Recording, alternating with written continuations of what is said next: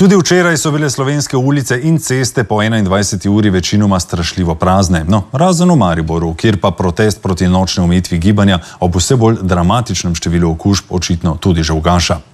Tam se je namreč sinoči zbrala le še peščica ljudi, potem ko je bilo v torek v centru Maribora kakšnih 50 protestnikov.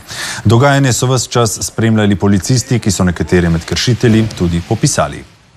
Podrobnosti ima Helena Vrbnjak.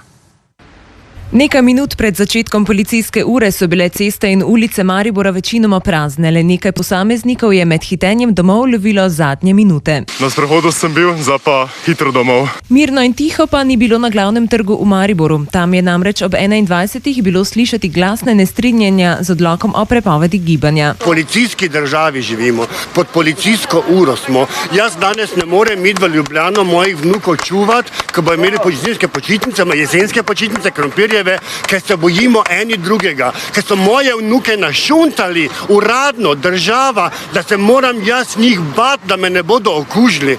Ja pa kam smo prišli? Ne morem čez mejo, ne morem niti v Celje po svojega otroka. Po torku, ko jih je protestiralo okoli 50, se jih je sinoči zbralo le nekaj.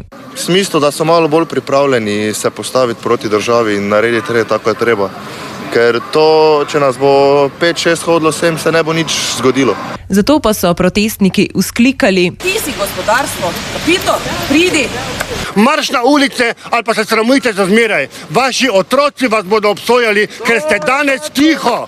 Dogajanje so spremljali policisti, ki so nekaj glasnih protestnikov tudi popisali. Kjer odlok, kjer člen? Ne veste, kaj pišete, gospod, kaj pišete? Nekateri so prisotnost na protestu upravičevali svojimi psi. Sprehajanje teh je med omejitvijo gibanja namreč dovoljeno. Kaj sem delal narobe, na sprehodu so s pesom, malo smo se spočili in to je to in gremo dalje. Sami ne vejo, kaj delajo. Tako se je mariborski glavni trg včeraj izpraznil okrog 9:30 ure.